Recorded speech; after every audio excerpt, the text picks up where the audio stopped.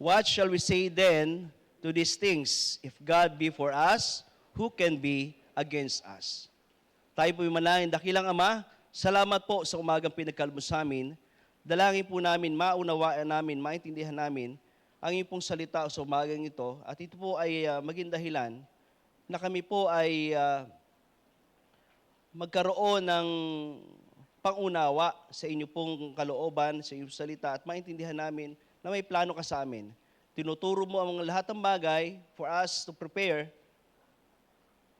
sa lahat ng mga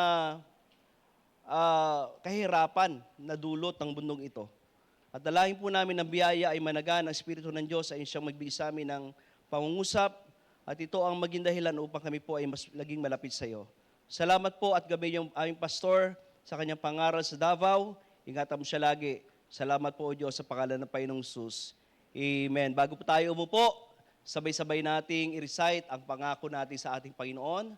I-recite ang pangako sa Panginoon. Pamumuhay ko si Jesus bilang aking Panginoon na tagapagligtas. Siya ang aking kanlungan sa oras ng problema at kahirapan. Siya ang aking pag-asa sa panahon ng kalungkutan. At ako'y nangangako na hindi ko hanapin sa ibang lugar, sitwasyon, tao o kaymanan man, ang lahat ng awa at biyayang tanging kay Kristo ko lamang matatagpuan. Pwede na po tayong maupo. Maraming salamat po sa inyong pagdalo. At huwag niyo isipin na ang pagdala niyo sayang. Mainit. Yung cycle ko ang mahal. Yung aking Grab. Talagang magagrab ko yung wallet ko sa sobrang mahal ng pamasahe. Ang pagpunta mo talaga dito, effort. No? Talagang papawisan ka. Maiinitan ka. At ikaw ay magsasabi, pagka minsan sasabihin mo, worth it ba na pumunta ako sa church? Kapag ang maririnig mo yung gantong speaker, parang si, yung El Shaddai speaker. Nagkakantsawan po kasi kami. Talaga namang, minsan talagang pag ikaw ay, kailangan mo lang talaga ng lakas ng loob. No? Ako'y obedient lang sa ating pastor. Sabi niya, sige, hindi ka umatid nung nakarang Sunday. Alam ko kung bakit. Yung barong na pinatahi mo, hindi mo gusto yung kulay. Pero dahil dyan, sabi ko nga, lalakasan ko yung loob ko. Dahil bigay ito ng ating pastor. No? At I always treasure those things na binibigay ng ating pastor, lalong-lalo na sa aming mga preachers. Amen, preachers? Hindi namin ipanapasot yan sa iba. Hindi namin pwedeng ibigay yan kasi kami lamang po ang meron yan. No? Para sa amin lang din po yan. So, andyan pa ba kayo? Okay. Alam mo kung bakit ako nagkikwento? Ang topic natin ay life is tough. Mahirap ang buhay. Napakahirap ngayon. No? At sobra. Alam niyo po, kung tutuusin, pag pinag-aralan natin ang pagkakataon sa oras na to, marami tayong lahat na takot. No? Lahat tayo may mga takot eh. Alam niyo po ba na mas maraming 600 list of fears na meron tayo. At ito yung na-experience ng maraming tao. Sino sa inyo yung may mga takot sa heights? Yes, may takot sa ipis. No? Yan, try to imagine, napakalaki mong tao. Takot ka sa ipis. 'Di ba? Yan lang ang tanging insekto, pag dumapo sa leeg mo, kikiligin ka. Pero takot ka diyan. Sino sa inyo takot sa daga? Ayan, sobra ang napakaganda mong tao, napakapogi mo, takot ka sa daga. Diba? Sinong takot sa yung ayaw mo yung nasa loob ka ng bahay na walang bintana, di ba? Ang tawag doon, Doc? Claustrophobia. No? May mga taong ayaw ng ganyan. No? Ayaw nila yan. At pagka minsan, yung mga takot na meron tayo, ito yung nagiging dahilan upang yung ligaya, yung kaligayahan na dapat ma-enjoy natin ay nawawala, napupukaw. At tayo ay nagtutuon doon sa takot na meron tayo. But here's the good news. You don't have to live in fear. Why? God is on your side. Every time na natatakot ka, hindi ka iniiwanan ng Panginoon eh. Do you believe that? Pag natatakot ka na mag-isa ka na lang, ako po ay sanay lagi na nasa simbahan. Kahit madilim yan, hindi ko pinagbibintangan yung mga multo na pag inasabi lang, ay may multo dyan, biglang may gumalaw. Yung kurtina, wala naman tao. Sanay po ako dyan. Kakampi ko yung mga yan. Tinext ko na sila, padaan ako dyan, huwag kang magpapakita. Umiikot ako araw-araw. Tinitingnan ko ano nangyayari. No, hindi ako takot. Nagtatapang-tapangan lang ako. Alam mo yung kahit yung aso, mararamdaman takot ka eh. Alam niyo yun? Yung aso nararamdaman na takot ka sa kanya eh. Iwas ka ng iwas eh. Oh. So nalilimitahan ka mga minamahal, yung takot mo, nalilimitahan ka, at yung ligaya, yung kasiyahan mo, napuputol. So, when God is with you, that's more than enough. Do you believe that? Pag ang Panginoon, alam mo, kasama mo, sapat na yon. So kaya ang tanong dito, ano yung biggest fear mo? Ano yung malaking takot na meron ka? Embarrassment ba? Failure ba? Nagkamali ako eh. Ayoko nang sumubok. Nag-try na ako eh. Bagsak eh. Nanligaw ako eh. Denied. Nag-apply ako sa US Embassy. Nakatatlong beses na ako eh. Alam niyo ba si Sister Ruby nag-apply ng 2 beses sa US Embassy. Ang tangi lang hinihingi. Ang pangalawa hinahanap, mayroon ka bang anak? Yun lang, Dok. Yun lang tanging hinihingi. Alam mo, feeling ko sana nakikinig kayo, no? Yun lang ang requirement. Kasi feeling niya, magtatago si Ruby sa US. At iiwanan ako, sabi niya, wala kang dahilan para bumalik pa. Ganun siguro, no? 2 times. Kaya sabi niya, hindi na. Maraming bansa dyan. Di ba?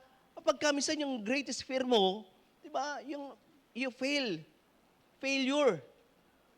O kaya, yung fear mo ay maaring rejection. Di ba? Sino sa inyo ang kadalasang nare-reject? Na-reject yung proposal mo, yung gusto mo mangyari sa business mo, sinabi mo ng ganon, and then, wala. Hindi tinanggap. Diba? So, ano yung nagdi-disappoint? O kaya, disappointments. Yung mga fear na ganyan. Ayoko niyan. You know what? Ang totohanan niyan, Satan uses fear to steal your joy. He knows that what brings joy, alam niya. So, nagkikreate siya ng fear para i-block ito. Halimbawa, doing what's right brings joy. So, si Satan, gagawin kanyang matatakutin. Baka hindi ka napapansin niya, hindi ka nakakausapin kasi nagpapatuloy ka eh, kasi okay ka eh. Diba? Ilalagay niya sa isip niya kasi you're doing what's right, mawawala to sa'yo. Halimbawa, natakot ka because you have the joy in sharing the Lord Jesus Christ, lalo na sa mga soul winner. Ilalagay niya yung takot at sasabihin niya, maglalagay siya ng kaisipan, no? Ire-reject ka niyan. Magkakaroon, mabubulol ka. Alam niyo po ba na ang unang-una kong soul winning sa Maricaban, hindi ko alam kung ano sinasabi ko. Napapadibati pa ako, pero kagandahan ito. Hindi pinag-uusapan doon kung ano yung alam niya. Pag soul winner ka, ang pag-uusapan kung ano ang alam mo. Kaya huwag ka matatakot. Hindi si Satan ang magdidikta sa'yo. na matatakot ka pagdating sa soul winning. No. Alam niyo po ba na may mga tao na hindi alam kung paano ang operation go, kung paano mag soul winning, mag-approach ng Romans Road, pero hindi magaling, pero nakapagdala ng bisita. Meron tayong membro na hindi graduate sa high school o hindi graduate sa college, pero ang galing magdala ng guest. Mayaman pa yung nadadala. No? Kasi hindi imposible na ikaw ay gamitin ng Panginoon. Alam natin mahirap, no? Mahirap magsalita, pero alam niyo po ba na yun ang isa sa mga avenue kung paano i-reach out ng Panginoon ang tao. So, mga minamahal, magkamin sa si Satan, he makes you care more about pleasing people than pleasing God. Gusto kong ma-please siya eh. Gusto kong okay ako eh. So, mga minamahal, ang katotohanan, you don't need anyone or to be approved para ikaw ay maging maligaya lamang. You only need to live to please one, and that is God. Siya lang ang tanging pwede mong piniplease ang Panginoon. So, you can have the joy today. Diba? Alam ko mahirap buhay ngayon. Life is tough, yes. Mahirap ang sitwasyon. Just try to imagine, pagpunta pa lang mahirap na, paglabas mo ang taas ng gasolina, pagpunta mo sa palengke, magda-doubt ka na eh. Panginoon, mahal mo ba talaga kami? Di ba? Nakasurvive tayo sa pandemic, pero mga minamahal, ibang klaseng sitwasyon natin ngayon eh. At gusto ko makita mo na hindi dapat ang sitwasyong ito ay magiging dahilan upang hindi ka maging maligaya sa Diyos. No? Ang tanging kaligayahan na meron tayo, yung presensya ng Panginoon. So sa pagdala mo dito sa umagang ito, naintindihan mo. Nakita mo pa lamang ang kapatiran, yung nag-invite sa'yo. Nakita mo pa lamang yung kumanta sa choir, nagpaawit. Doon pa lang ma-realize mo na nilalagyan ng Panginoon ng kaligayahan yung puso mo to recognize na ang Panginoon ay kasama mo. So sa ating mga guest, sino po yung mga guest namin? Taas po ang kamay. Mga bisita namin kayo, first time mo. Yan, salamat po sa inyong pagdalo. Alam niyo po ba, kasiyahan po ng aming mga membro, kasama kapatiran, na kayo po ay makasama namin dito sa umagang ito. At isa lamang po ang panalangin niya sa oras na to. Maintindihan mo na mahal ka ng Diyos. Preacher, bakit mahal ako ng Panginoon? Ang dami kong mga kalokohang ginawa. Ang dami kong mali. Ang dami kong kasalanan. Mahal ba ako ng Diyos? Sa totoo lang, hindi mahal ng Panginoon yung ginawa mong kasalanan. Mahal ka ng Panginoon dahil nilikha ka niya. Ayaw niya ng kasalanan sapagkat sabi ng Bible, yung kasalanan natin ay nagpahiwalay sa atin sa Diyos. Sabi niya, for all have sinned and come short of the glory of God. Dahil sa kasalanan, nawalay tayo sa Panginoon. At dahil dyan, nais ng Panginoon, maintindihan mo, na ang tanging pwedeng magpatawad sa iyo, hindi yung kapitbahay mo, hindi yung kahit sino pa man, kundi ang Panginoon. Hindi natin kayang linisin ang ating kasalanan. Only the Lord Jesus Christ can cleanse our sins. Walang malaking kasalanan na hindi kayang patawarin ng ating Panginoon. Do you believe that? Walang malaking kasalanan na hindi kayang patawarin ng Diyos. Anong kinakailangan natin gawin? Tayo ay humingi lamang ng tawad sa Kanya. Humble ourselves in front of God. And say, Lord, mali ako eh. May kasalanan ako, marami akong pagkukulang. Kaya minsan inisip natin sa ating mga bisita, naisip mo ba na tanungin yung sarili mo, pag ako ba'y namatay, saan ako pupunta? Ang kamatayan ay lagi lamang nandyan. Hindi lang natin alam kung kailan, kung saan, kung saan, hindi natin alam. Ang tangi lamang pwedeng magtagal sa lupang ito, yung motolite, saan nakalagay doon yung pangmatagalan. Pero nalolobat pa rin. Pero ikaw, hindi ka pwedeng magtagal sa lupa physically. Pero there's one person na nakalagay sa'yo na hindi pwedeng masira. And that is your soul. Na kahit sa kabilang buhay, hindi siya pwedeng masunog. Sa kabilang buhay, hindi siya pwedeng maagnas at hindi siya pwedeng kalimutan. Nilagay ng Diyos yan for eternity. For you to realize that I am God who created you.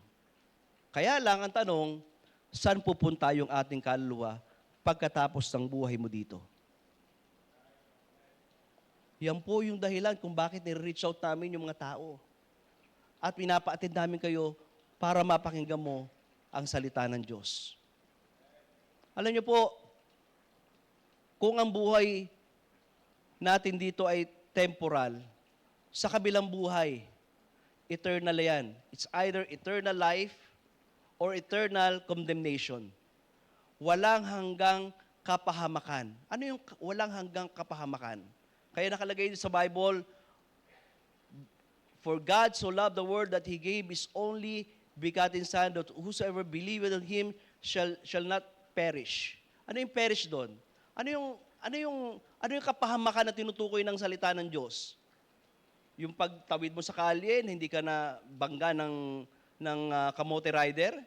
Yung pagtawid mo sa overpass, hindi ka na hold up? Yung hindi ka namatay sa hospital? Yung ba yun? No. Yung tinutukoy ng Panginoon yan, yung spiritual life mo, yung kalagayan mo sa kaluluwa mo, kung ano yung dadanasin yan pagkatapos ng buhay dito. And that's why, gusto ko makita mo na pag hindi ka pumunta sa langit, isa lamang pupuntahan mo, impyerno. That's the only place na pwedeng puntahan ng isang taong nagkasala sa harapan ng Diyos. Why? Because God is holy. Walang pwedeng pumunta sa langit maliban sa pinatawad na ng Panginoon at nilinis ang kanyang kasalanan. Kailan nangyayari yun? The moment ang isang tao ay na-realize niya na siya ay nangangailangan ng tagapagligtas. And this morning, you need the Lord Jesus Christ. And if you will accept Him as your Savior, sabi ng Panginoon, bibigyan kita ng buhay na walang hanggan at yan ang magiging dahilan upang pumunta ka sa langit once you're dead. Kasi minsan, di ba, mga minamahal, mga kapatid, mga bisita natin, maikli yung isip-isipan natin eh. Nakatuon lang tayo sa problem na meron tayo, sa sitwasyon natin ngayon, yung nangyayari sa atin ngayon, pero hindi natin nakikita ano yung kailangan ng ating kaluluwa at spirito. Walang pwedeng pagkain ang ating kaluluwa maliban sa kanyang salita. Maliban sa kanyang salita. Hindi mo pwedeng pakainan niya ng hamburger. Hindi pwedeng tumabayan, lumusog yan. Yung kaluluwa mo ay hindi pwedeng lumakas nang walang salita ng Diyos. No? So kinakailangan mo ng salita ng Diyos. Sa ating mga bisita, ang prayer namin, hindi ka lalabas ng simbahang ito na hindi mo tinatanggap at hindi ka nagpapasya na si Jesus ang tagapagligtas mo. Sa ating mga regular visitors, o kaya ikaw ay membro ng simbahan, nabaptize ka na, magpatuloy po tayo. You continue serving. You continue worshiping. Sapagkat every time na kayo po ay dumadalo sa simbahan, pinapakain mo, pinapalakas mo, nagkikare ka sa spiritual life mo. Marami ng mga problemang narinig tayo sa buong isang linggo bago tayo pumunta sa simbahan. Marami ka ng reklamo na nakita mo. Nakita mo na yung maraming mga nangyayari sa social media. Kahit sa Middle East, nakita natin yung hirap na meron sila, mga minamahal. Pinapagod tayo. Pagka minsan ito yung nagiging dahilan upang magkaroon tayo ng doubt. Why? Because life is tough. No, mahirap ang buhay. Alam niyo, I remember one time na itinuro ng ating pastor na ang problem natin ngayon is it's not just easy. I still remember, tinuro niya sa atin that there are 4 facts of life that you need to know. Na ang problem natin ngayon are inevitable. Problems are unpredictable. Kayo ba, mapipredict natin yung problema natin ngayon? Magkakaroon ng krisis sa langis.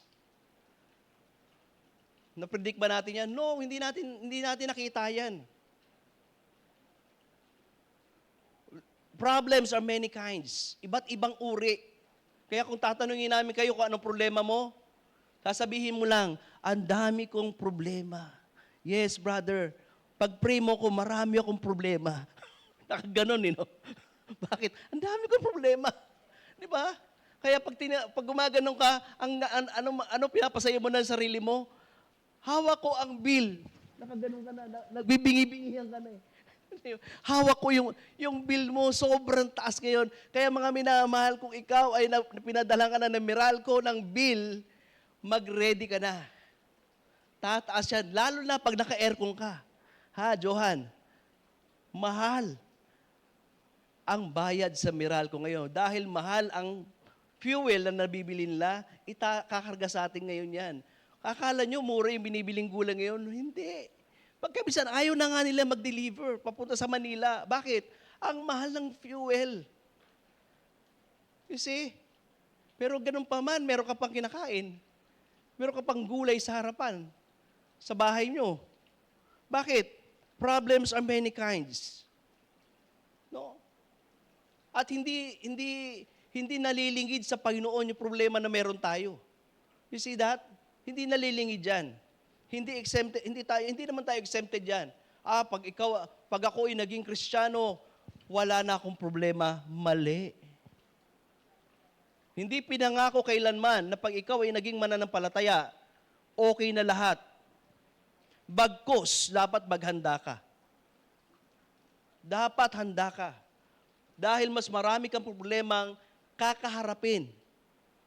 Pag ikaw ay tumanggap na sa Panginoon, ayoko na maging Kristiyano, ayoko na mag-baptist, ayoko na magsimba dyan. Kasi wala rin pala. Marami rin akong problema. Bakit? Tingin mo, kahit wala ka sa church na ito, mawawala ka ng problema? No, mali. Pero kagandahan lang, nasa simbahan ka, may Panginoon ka. May salita ka ng Diyos, may nagtuturo sa'yo, may nag-a-advise sa'yo, may nagpipray sa'yo. Amen? May tumutulong sa'yo, may nagpapayo sa'yo. Hindi mo nararamdaman mag-isa ka lang. Nararamdaman mo may kasama ako. Mahirap na buhay, mga minamahal. And we need the Lord Jesus Christ sa ating buhay. And we need people beside us that will help us and pray for us. So mga minamahal, this morning, let's go to our topic. Life is tough, but God's grace is tougher. Amen? Yung biyaya ng Diyos, mas matatag, mas matibay na panghawakan.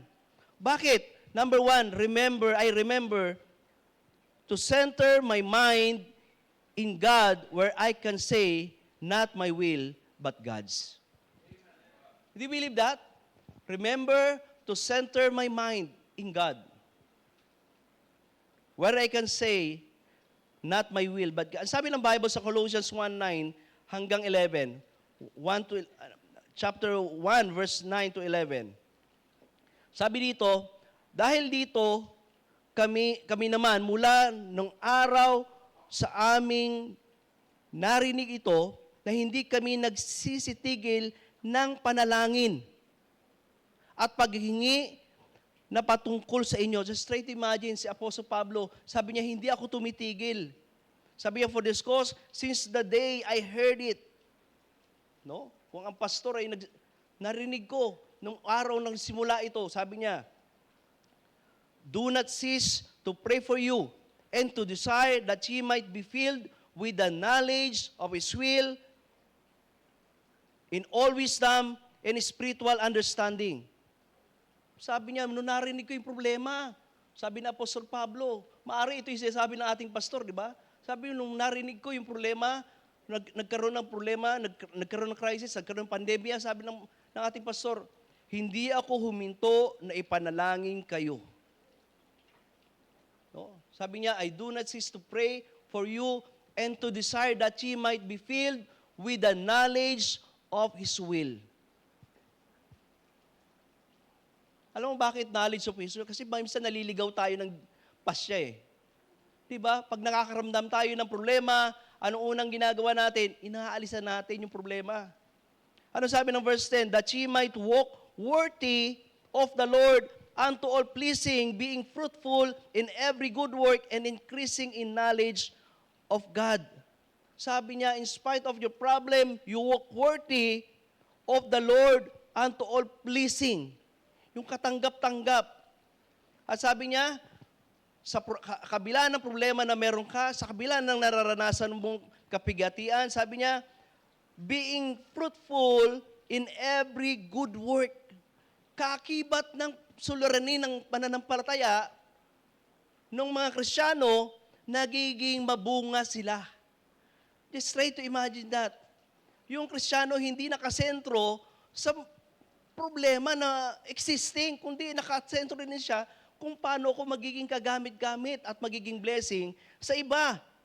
At siya ay nag-i-increase sa tinatawag na kaalaman niya sa Diyos. Sa verse 11, strengthened with all might. Strengthened with all might, according to His glorious power, unto all patience and long-suffering with joyfulness. Alam mo, nakita na ni Apostol Pablo, sabi niya, this will be long-suffering. Ang ibig sabihin ng long-suffering, anong ibig sabihin yan? Suffering long. Binaliktad lang. Di ba? You suffer long. Matagal na paghihirap. Akala nyo ba na habang tayo ay nasa mundo to, hindi tayo magsasuffer? Araw-araw tayo. No? Araw-araw tayo makakaranas niyan.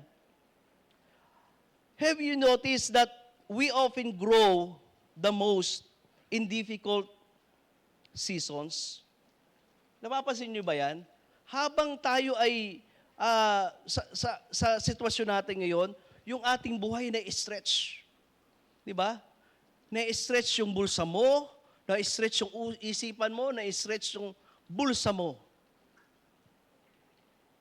Iniisip natin, magkakasya pa kaya yung 500 pesos na nasa bulsa ko? Pag namasahe kayo, nag-toll fee ka ngayon, magkano na ang toll fee, Preacher Bon? Grabe na. 200, tatawid ka lang sa Skyway, 260 plus. Kaya kami, pagpupunta kami, 1,000 buong norte. 1,000 mahigit, Dok. Di ba? Kaya kami, pagpupunta kami every Sunday sa Bulacan, sabi ko kay Joshua, kay Ruby, wag tayo mag-Skyway, ha? Dito lang tayo sa EDSA. Kasi sabi nung MMDA, 30% of the vehicle hindi mo nadadaan sa EDSA yan. Magtatipid mo yan, hindi bibiyahe. And which is true. Di ba? Kaya nakakatipid kami. Konti. Di ba? Si pastor nagtitipid na rin. No? Sabi mo, huwag ka diyan sa Skyway, dito ka sa baba. Pag exit mo, bikutan, diyan ka na. Hindi na ako titingin sa Google. Kasi pag tumitingin lang sa Google Map, sabi ko, traffic dito, traffic. Tiis muna tayo dito. Bababa yung presyo. Medyo tipid ng konti. Alam niyo mga minamahal yung sitwasyon natin, na-stretch tayo na sitwasyon. So, that's when God is shaping our character and preparing for us what's ahead. Mga minamahal, stretching is not comfortable. Hindi natin gusto ito Yung problema na meron tayo, yung kakapusan, yung problema, yung away, yung kaguluhan sa bahay nyo, sa company, sa employer mo, di ba? Ini-stretch ka niyan Tatanggapin pa ba ako dito? Makakapag-aral pa ba ako next year? Ini-stretch yung buhay mo eh. Hindi masaya. Hindi ka matutuwa eh. Pag nakikita mo yung future mo, ano mangyayari sa akin? Kapag ako'y tumanda na, ano mangyayari sa atin? Di ba? Naisip po natin, nanay, di ba? Sino mag-aalalay sa akin? Ano na ako, ito na ako, ganun na ako, nay. Oh. Ito na yung aso, nay. Nanay Loretta, hawak-hawak mo na yung aso mo, tapos hihilahin ka na. Bigla ka na lang, babali yung ano mo. Sino nga alalay sa akin? Aso pa rin ba? Baka mabalian ako yung kabila naman ang nabali sa akin. Diba? Yung problema na meron tayo ngayon, in-stress kay Lord, ano na mangyayari? Niisip mo ba, nanay, after 5 years, ano na ako? Kaya ko pa bang pumunta sa simbahan in spite of my age? Diba? Iniisip natin yan eh. Parang ayaw mo minsan lumabas na, sobrang init. Pero I thank God for this adult men and adult ladies that they continue in spite sa init at humid ng kapanahunan. And thank you for coming. Tuloy lang tayo. Hayaan nating ma-stretch tayo ng sitwasyon sapagkat sa mamagitan niyan, nauhubog yung karakter natin, nauhubog yung pananampalataya natin. Sapagkat, alam natin, ito yung dahilan upang tayo ay lalong kumapit at kumapit sa ating Panginoon. The key is to stay in peace and rest. When you're in peace, you have strength. Amen? When you're at rest, God fights your breaths for you. Diba? So mga minamahal, pagka minsan, di ba, we wear ourselves out, frustrated sa ating mga trabaho, burdens sa ating family, worried tayo sa ating finances and health. Ano, pagka minsan, pag nagkaka-edad ka na, sasabihin mo, kailangan ko ba bang mag-maintenance? Ang mahal-mahal na ng maintenance ngayon. Tama ba, Sir Betong? Iniisip mo, dagdag pa yan sa aking mga bibilhin. Instead, pag bibili ko na ng kanin, ng ulam, dagdag pa ito. Saan ako kukuha ng pera? Paano na yung pangbigay ko sa pabaon sa aking mga anak? Sa aking mga apo? Pambayad sa tuition fee? Gusto ko na lang magtiis. No. Diba? Yun minsan nagbibigay sa atin ng ng agam-agam sa lahat. So kaya nga sabi ni Pablo, Paul prayed that people would have the strength to endure whatever came their way. So kaya nga sabi niya, Paul didn't pray that God would remove every difficulty. He didn't pray that God would deliver them instantly. But he prayed that they had the strength to go through it. Diba? Yun ang panalangin ni Apostol Pablo sa mga manampalataya eh. Panginoon, bisan yun ang isip talaga natin, normally. Panginoon, alisin mo na lang ako sa sitwasyon ito. Na-aksidente ako. Pwede bang alisin mo na lang ako dyan? May babayaran ako. Pwede bang kunin mo na lang ako? Yun ang laging solusyon natin. Diba? Nag-away kami. Pwede bang, Panginoon, alisin mo ako sa sitwasyon na to? Diba? Pero hindi eh. Si Apostol Pablo sabi niya, he prayed that they have the strength to go through it. May lakas ka sa biyaya ng Panginoon na lampasan mo. Naniniwala tayo mga minamahal na ang problema hindi pang matagalan. Dadaan lamang. At sa pagdaan mo, ma-realize mo, hindi natutulog ang Diyos. Ang Diyos ay present sa buhay mo. Di ba? Pag kami nalalangin tayo, Lord, wag na lang po sana akong dumating sa ganitong sitwasyon. Ayoko ng problemang ito. Pero hindi, pagka minsan talaga papadaanin tayo ng Panginoon dyan eh. For us to realize na kailangan mo ang Panginoon. Di ba? Ano ipagmamalaki natin ngayon mga minamahal? Halimbawa, natanggalan ka ng trabaho. Pinalitan ka ng AI. Ha? Lahat na nagtatrabaho, na nagdadrive, Brad, di ba? Nagtatrabaho sa tracking. Di ba si Sir Weng, lagi mo pinagpipray yung husband mo. Oh. Pero sa ibang lugar, yung truck nagdadrive na mag-isa. Tama? AI na eh. Computer na eh. Ano pwede natin pagmalaki? Yung ginagawa mo, papalitan ka na ng robot. Pati teacher ngayon. Di ba? Ano pwede natin ipagmalaki? Yung mga yan, hindi napapagod. Hindi nagrereklamo. Ikaw, nagrereklamo ka pa. Di ba? Masipag yan. Ikaw, tatamad-tamad ka pa. Di ba? Hindi natutulog yan. Sumasagot yan 24 hours. Ang pahinga niyan, lobat lang. Di ba? Nade-develop sila 24 hours, gumagaling sila within 24 hours. Ikaw hindi. Yun na lang. Palitin tayo eh. Di ba? Sila nag-i-improve eh. So, pag kami sa iniisip natin, Panginoon, ano na mangyayari sa akin? Kulang ako lagi, papalitan na ako. Pwede ba, Lord? Huwag mo na akong padaanin sa ganyan. Pero alam nyo mo, gusto ko makita natin na kahit anong sitwasyon mo, kahit ano po ang kalagayan mo, hindi ka iniiwanan ng Panginoon. Hindi ka papabayaan ng Panginoon. Nandyan siya para gabayan ka. Para i-remind ka na whatever happens to you, kasama mo ko. Hindi ka ba nagpapasalat pagka minsan, paglabas mo sa grocery, nakakabili ka pa kahit papano? Di ba? Sa gitna ng mahal na bilihin, nakakabili ka ng pagkain sa groceries, o pagka minsan hindi ka ba nagpapasalamat na nasa gas station ka, bakit? May pambili ka pa ng fuel eh. Di ba?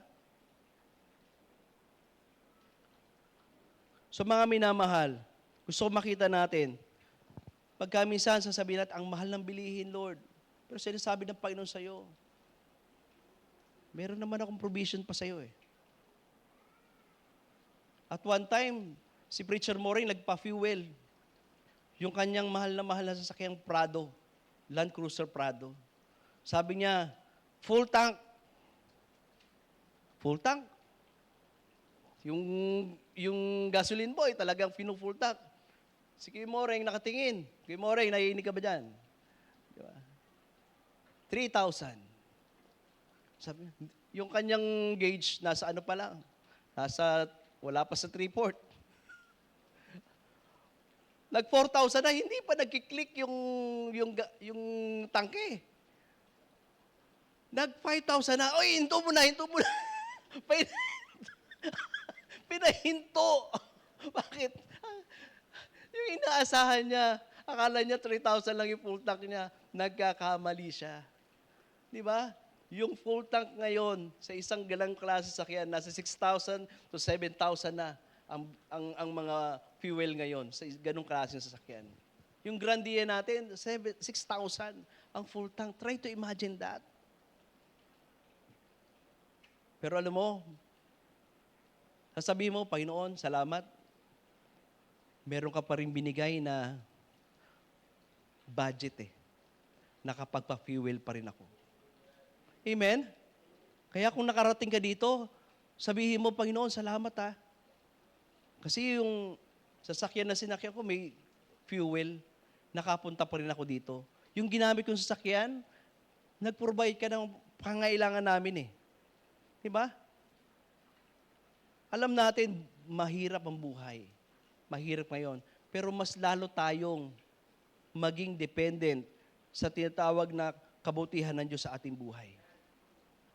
Huwag nating babaguhin yung ating pananaw na yung meron ka ngayon ay ginagamit upang mas lalo ka pang maging mapagtiwala sa ating Panginoon. Mapagtiwala sa ating Panginoon. Naniniwala tayo because we are in this situation, God is still in control. Alam ng Panginoon ang lahat. Alam ng Panginoon pinagdadaanan mo. So remember, to center my mind in God where I can say, not my will, but God's will.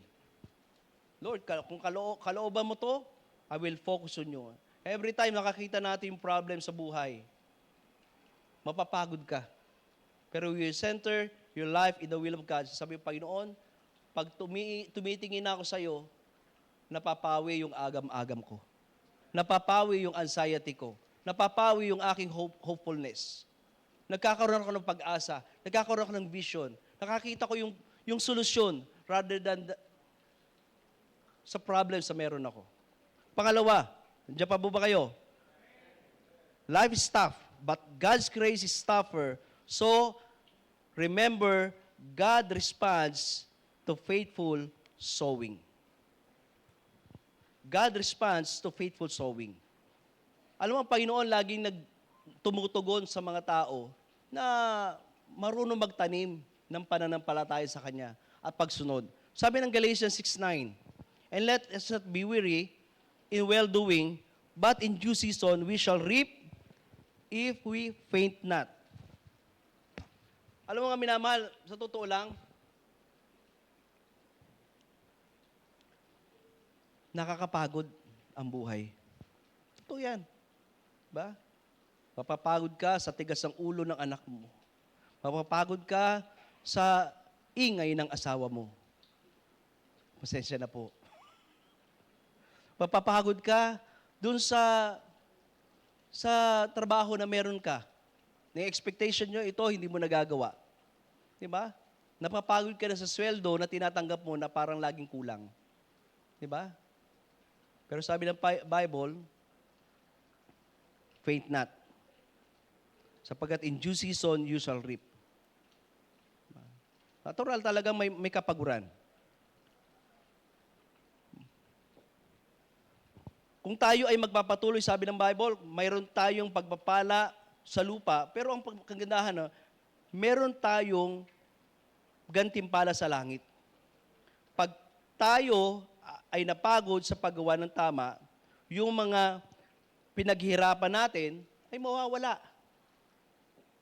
Kaya nga po, kung tayo ay magkakaroon ng pagsubok, kung tayo ay magkakaroon ng pangangailangan, at lagi nating matatandaan, Panginoon, yung mga nangyayari sa akin, pagsubok, sana ito yung mga dahilan upang makita mo na I always need you sa buhay ko. Kaya nga, kung merong mga kapaguran, sabi ng Bible, tuloy lang. Magpatuloy lang. Just go on. Keep upward, keep increasing, keep on sowing. Kaya nga, sabi ng Bible, sa 1 Chronicles 29:14, but who am I, what is my people, that we should be able to offer so unwillingly after the sort? For all things come to thee, and of thine own have we given thee. Mga minamahal, it is important to recognize that God does not require our offerings, our resources to validate His nature as a provider and benefactor. Mga minamahal, gusto ko makita mo ito. Magbigay ka sa Panginoon o hindi, He remains sovereign. He remains divine. Respective to our sacrifices for His gospel. Dapat makita natin, kahit tayo ay, pagka minsan pasaway tayo, kapag minsan nagkukulang tayo, ang Panginoon, nananatili yung kanyang pagiging mapagbigay. No? Nananatili ang kanyang pagpapakita ng kabutihan sa atin. Parang pinsan, parang yung nanay yan eh. Di ba? Nakita mo yung anak mo, inuutusan mo, di ba? Ang sasabihin sa'yo, wait lang, ma. And tinatapos lang naman niya yung kanyang games doon sa cellphone niya. At laging sinasabi, wait lang po. Nakakaisang oras na wait lang po, hindi pa rin po nasusunod po. Di ba? Pagka minsan ganyan ang attitude natin sa Diyos, lagi natin pinag-aantay ang Diyos. Oh. At sasabihin nyo, Lord, bless mo ko. Pero ito man ang Panginoon, napakabuti sa atin. Alam nyo bakit? Patuloy pa siya nagbibigay. Parang yung nanay natin.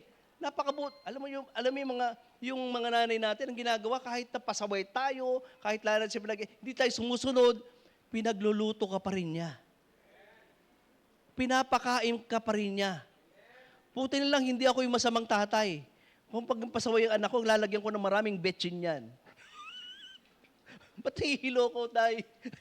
Pasaway kang anak. Di ba? Di ba? Lalagyan ko maraming sili yan. Buti hindi ako Diyos eh. Kung Diyos ako, lalagyan ko ng maraming mga paminta yung pagkain mo. Dahil pasaway kang anak. Di ba? Oh. Pero hindi tayo Diyos eh. Sa kabila ng pagiging pasaway natin, kuripot natin, mapagreklamo tayo, ang Panginoon naglalagay pa rin sa iyo ng maraming provision. Patuloy pa rin ang Panginoon nagpo-provide. Kaya mga minamahal, if you want to measure how much you are sa grace, how much you're living by grace, tingnan mo kung paano ka nagkakaloob sa Diyos. Ano sabi ng Bible sa 2 Corinthians chapter 9 verse 6 hanggang 8? Ano nakalagay dyan? But this I say, he which soweth sparingly shall reap also sparingly. And he which soweth bountifully shall reap also what? Bountifully. Notice that. Every man according that as he purposeth in his heart, so let him give. Not what? Grudgingly. Ano yung grudgingly? Nag-grudge. O kaya nagreklamo, o kaya meron na namang giving. Parang, ganun ba? Nagreklamo ka na. Meron naman ako ibibigay. Sabi ng Bible. Or of necessity. Magbibigay na ako kasi kailangan eh. Sabi niya, but God, notice that, God loveth a cheerful giver. No? At sabi niya, kung ikaw ay cheerful giver, ang sabi ng Bible, mahal ka ng Panginoon. Alam mo yung level na to? Una, mahal ka ng Panginoon dahil anak ka ng Diyos eh. Pero yung ibang pagmamahal ng Panginoon at special na pagmamahal niya sa mga taong mapagbigay. Lalong-lalo na sa gawain ng Panginoon. At sabi niya, sa verse 8, and God is able to make all grace. Kaya nung mangyayari yon sa mga taong cheerful giver. Sabi niya, mananagana ang kanyang biyaya sa lahat. Sabi niya, ye always having all sufficiency in all things may abound to every good work. Kailan yung promise na to? Kailan mag-a-abound ang isang mananampalataya sa biyaya ng Panginoon?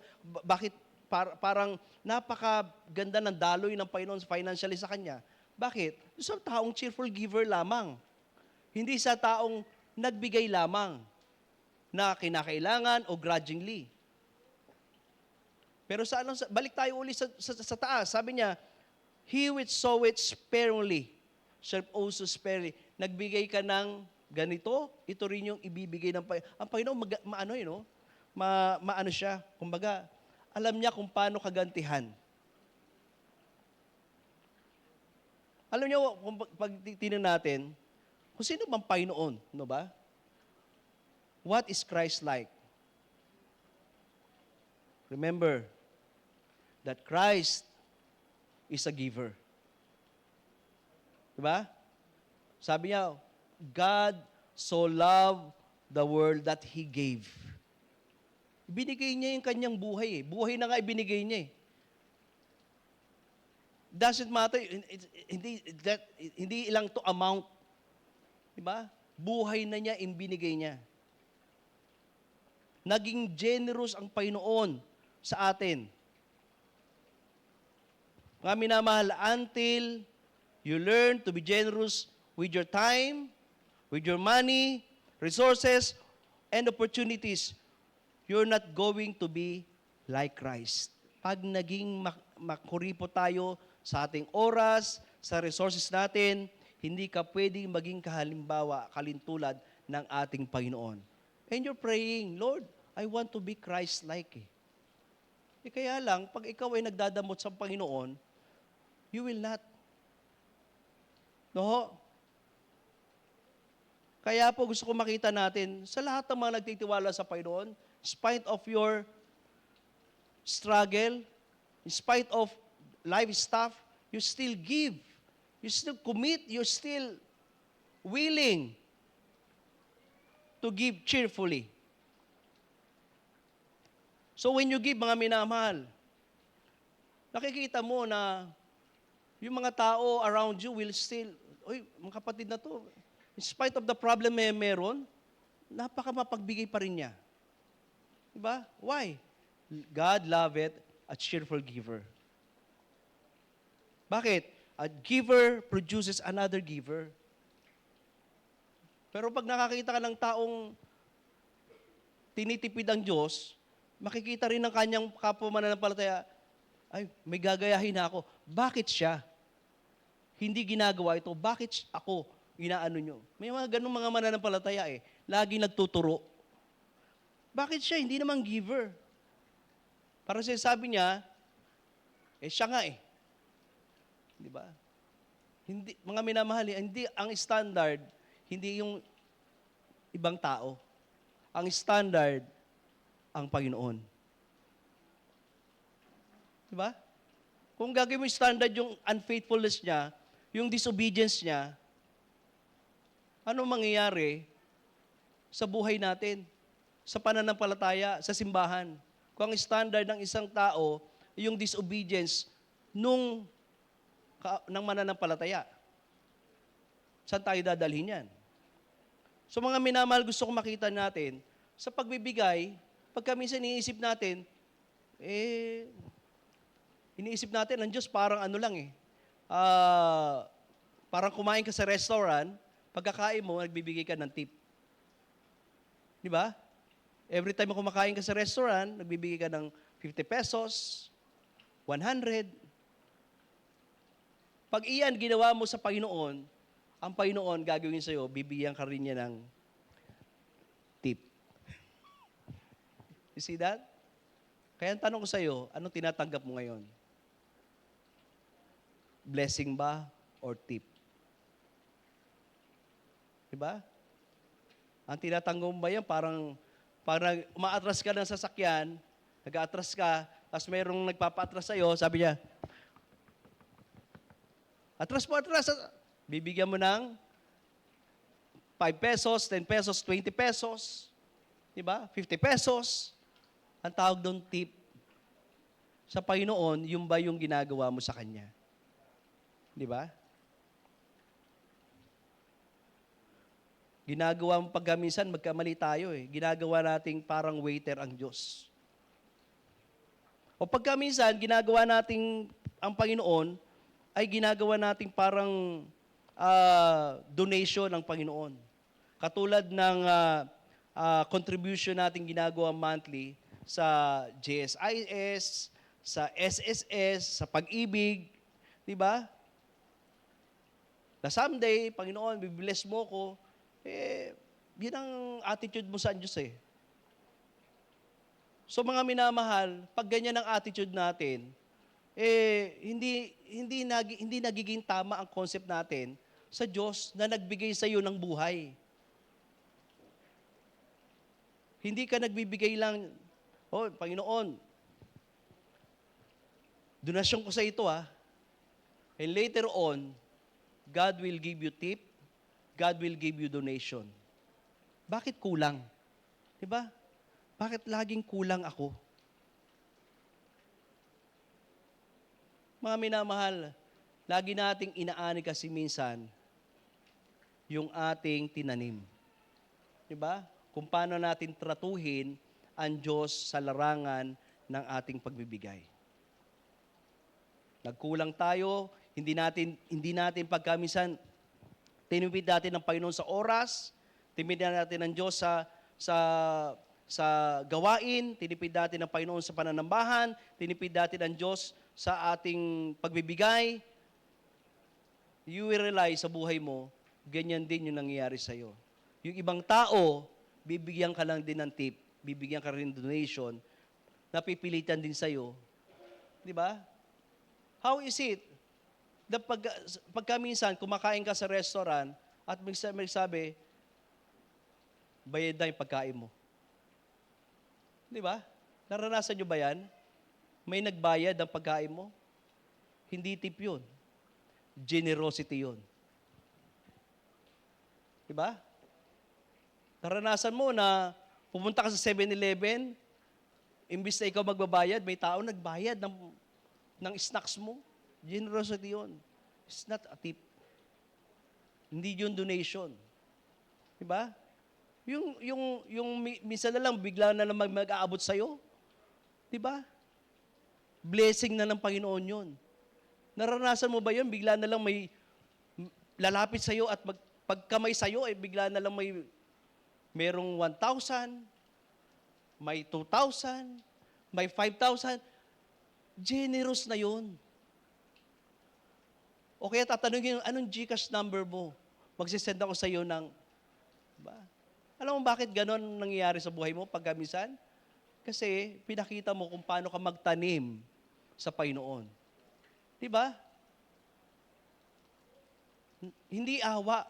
Hindi para yung tulad ng driver, 20 pesos na po yung bayad kasi naawa po ko sa taas ng gasolina.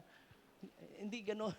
Although magandang gesture. Pero sa Diyos, hindi, ang dapat natin, we give because we love God. So mga minamahal, pag sinabi nating miracle, di ba? Sa buhay natin, sa ating pagbibigay, naniniwala tayo na ito ay something supernatural. Di ba? Pag ako ay nag-obedient, some miracle happens. Pag sinabi nating miracle, it's beyond human capacity or understanding. Pag sinabi nating miracle, mostly ito yung nire-recite natin, sinasabi natin, an extraordinary phenomenon showing divine intervention. O kaya naniniwala tayo, pag sinabi nating miracle, we believe that extremely outstanding event. O kaya a marvel or a wonder of great proportions. Do you believe in miracle? Yes. I do believe in miracle. But remember, that God is not natural God that makes everything possible as it pleases Him. Naalala niyo po ba na yung tubig ay naging wine?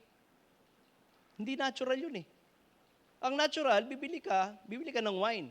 Pero yung tubig gawing wine, hindi normal yun. Hindi natural yun. Yung isang taong may bulag, tapos sabi ng Panginoon ay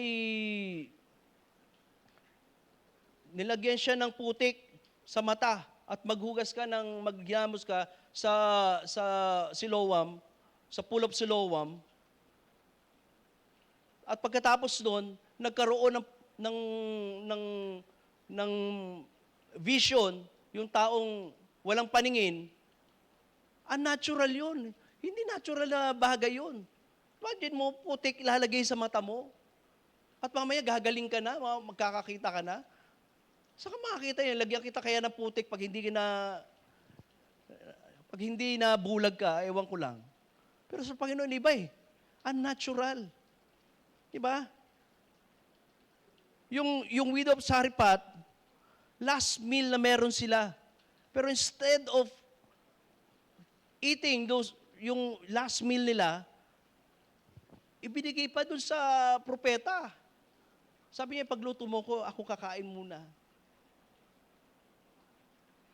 Nag-aagam-agam siya. Pero sumunod pa rin yung widow of Sariphat. Diba? At lahat ng mga yung kumain pagkatapos na naging obedient sila sa sinabi ng prophet. Unnatural. Di ba? Hindi natural na sitwasyon.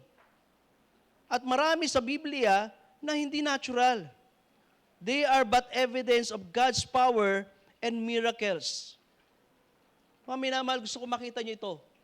Don't limit God with your salary. Don't limit God with your business, with your monthly pensions. Baka iniaasahan na natin, may matatanggap ako, may pensions ako, may GSIS ako, may pag-ibig ako, may salary ako, may bonus ako. Pag yan ang inaasahan mo, hindi mo na inaasahan yung miracle na gagawin ng Panginoon sa'yo. Dependent ka na sa lahat. Paano pag nawala yan? Paano kung may nag-hack ng account mo? Yung GCash mo may nakakita ng password. Yung bank account mo may nakakita ng password niyan. Asa na yung pera mo? Wala na. Diba? So mga minamahal, huwag mong limitahan ang Diyos sa mga bagay na tinatanggap mo. Pwede ang Diyos gumawa pa. Mas marami pa. There's a lot of stories in the Bible, mga minamahal, that are not normal. Not logical. Walang sense. But they happen to people of faith, people of obedience, people who learn to live on God's principle. Naniniwala sila that ang Panginoon gumagawa sa buhay ko. Kaya kung meron ka mang tinatanggap ngayon, di ba? Kung meron ka mang kalakasan ngayon, kung meron ka mang salary ngayon, kung meron ka mang pension ngayon, i-honor mo ang Panginoon sa mga bagay na yan. Diba? Mga minamahal, let's go to the third point. And this I close. Life is tough. But God's grace is tougher. So I remember to rely on God's miracles. Rely on God's miracles. Sabi ng Ephesians 3 verse 20, but unto Him that is able to do exceeding abundantly above all that what we ask or think, according to the power that worketh in us. Alam mo, sa panahon natin ngayon, mga minamahal, mayroong dalawang may dalawang farmer, no? Yung isa yung dalawang to nag-aantay ng ulan. Nag-aantay sila ng ulan. Yung isa, ang ginawa niya ay tumunganga lang, nag-aantay siya ng ulan eh. Pero yung isang farmer, ang ginawa niya, kinuha niya yung araro, kahit summer, nagbubungkal. At sabi ng kasama niya, anong ginagawa mo? Alam mo sagot niya? I'm preparing for the rain. Naghahanda ako sa pag-ulan. Diba? While you're waiting, do something for God. While you're waiting, trust God. Do something for God. Doon gumagawa ang Panginoon sa buhay na yan. Prepare for the rain. Maghanda ka na. Gumawa ka, sipagan natin sa panahon na meron tayong mga kakulangan, kulang lahat, maghanda tayo sa rain. Sapagkat later on, dadating yan. You have your own blessing. Diba? Maging faithful ka lang. Maging magpatuloy ka lang. Wait for God's miracle. Wait on God's miracle. To rely means to depend on. Diba? To rely means to have confidence based on experience. Panginoon, tinulungan mo na ako dito eh. Nangailangan na ako dati. Malaki pa nga yung hiningi ko sa iyo eh. Pero Panginoon, hindi mo ako kinalimutan. tinulungan mo ko, ngayon pa magdududa ako. Di ba? May problema ako in the past eh. Hindi ko maayos eh. Pero hindi mo ko inuwan. Ngayon may problema uli ako eh. Hindi ako matitinag, magpapatuloy pa rin ako. To rely means to be able to count on it, Panginoon. Aasahan kita. Hindi ako magda-doubt. Sa panahon na ang buhay natin mahirap ngayon, I will stay on you. Mga minamahal, kung meron mang dapat inaalagaan nyo sa panahong ito na mahirap ang sitwasyon, yung katapatan nyo sa Panginoon. Yung katapatan nyo sa Panginoon. Sasabihin mo sa sarili mo, mahirap ang pagkakataon, lalo akong mananambahan. Lalo akong mananalangin. Lagi akong pupunta sa church. Bakit? Kailangan ko ang salita ng Diyos. Diba? Pagka minsan, diba nagkakamali tayo? Ang ginagawa natin, may problema eh. Huwag muna tayong pumunta sa simbahan para solusyonan natin yung problema natin dito sa bahay. Mali. Diba? Mali eh. Di ba dapat makita mo na ang solusyon sa lahat ng bagay, baka may mensahe ang Panginoon sa'yo, yung pa yung inabsinan mo, yung pa yung nawala ka. Kasi sinabi mo, may problema, dapat huwag muna tayo pumunta sa church. May mali eh. Dapat pang may problema, lalo kang pumunta sa church. May pangangailangan ka. Ngayon, kulang. Pambayad, lalo kang maging giver sa Panginoon. Kasi bakit? Lagi tayong magkukulang eh. Kaya meron tayo ngayon, bakit kulang? Kinukulangan mo rin ng Diyos eh. Bakit tip lang ito natanggap? Kasi tip lang din ang binigay mo sa Panginoon eh. Bakit donation lang natanggap ko? Kasi donation lang din yung binigay mo sa Panginoon. Ang Panginoon, alam naman natin, ang Panginoon is a just God eh. Diba? Kung ano yung ginagawa natin sa Diyos, kung anong tingin natin sa Diyos, kung anong attitude natin sa Diyos, yun minsan ang hinaanan natin. That's why, sabi ng Bible, in due season we shall reap if we faint not. Kaya nga po, let's continue serving God. Let's continue giving to God. Let's continue worshiping God in spite of life stuff. Pwede po ba natin ipangako sa Panginoon yan? Habang mahigpit ang sitwasyon, magiging faithful ako.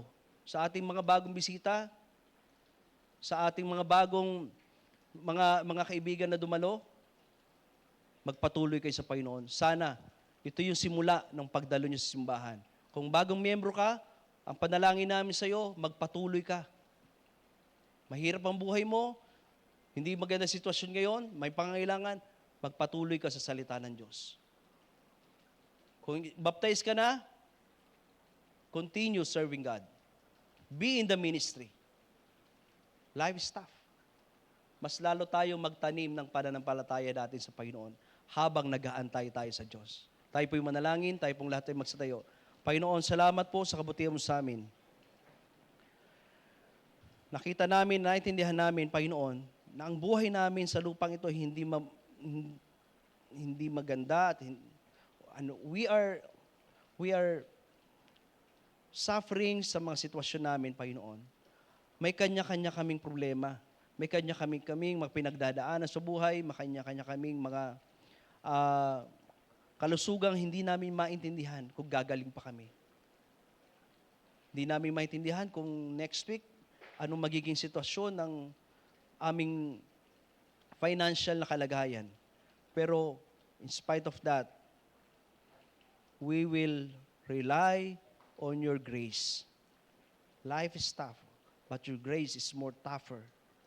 We will remember na ang sentro ng aming pamumuhay ay sa inyo. And the more we look on you, mas nagkakaroon kami ng pananampalataya, mas nagkakaroon kami ng vision, nagkakaroon kami ng kalakasan, Panginoon. And the more we look on problems, pinanghihinaan kami, Panginoon. Pero alam namin, sa kabila niyan, hindi mo kami iniiwanan. Your prayer this morning, Lord, mahirap ang buhay namin ngayon. kailangan kita, hindi ko alam pagkamisan sitwasyon, ang solusyon, pero nandyan ka upang tulungan ako, and you will perform miracles in my life. The prayer, the altar is open for you, and ask God, Lord, help me.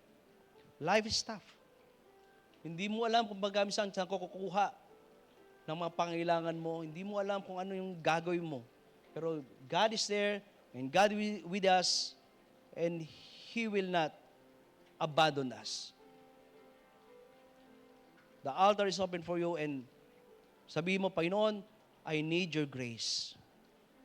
I need your blessing. And forgive me for treating you. Hindi naging tama yung treatment ko sa iyo eh.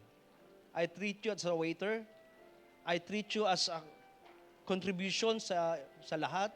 Pagka minsan, Panginoon, patawad sapagkat I give grudgingly. I give because of necessity. Check your life. Bakit kulang? Bakit laging hindi enough? Baka mamaya may kulang ka sa Panginoon. Kung baptized ka na, kung saved ka na, why don't you follow in water baptism? Follow in water baptism. It's not salvation, but it is manifestation of being saved.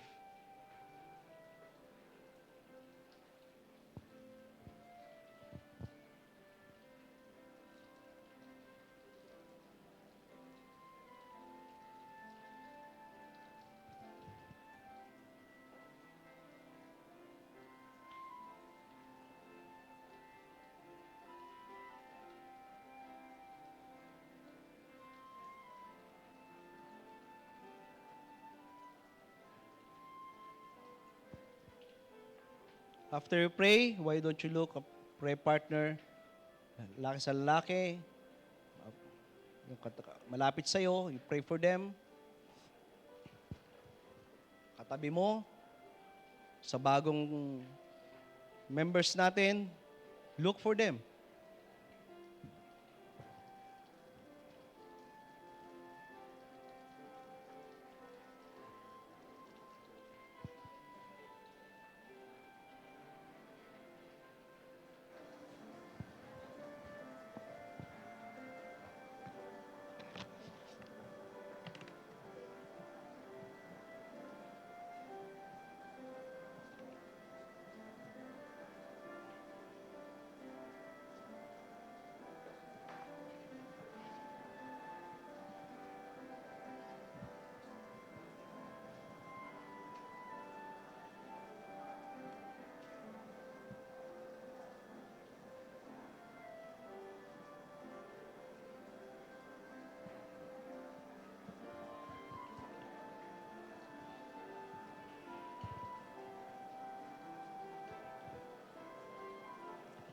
Dakilang Diyos, salamat po sa buhay na ibinigay mo sa amin.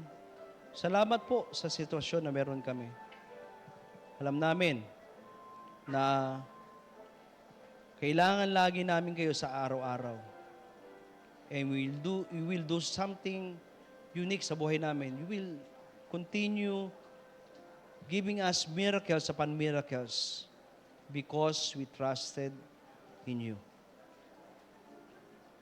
Dalangin po namin that we will always depend on you, and no matter what happen, we will stay in your will.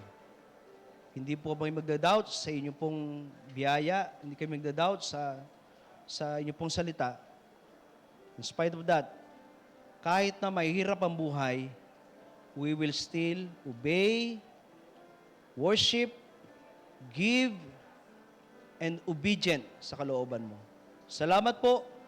Ikaw siya magpala, manguna. Salamat sa iyong salita sa pangalan ng Panginoong Jesus. Amen. God bless you. Amen and amen.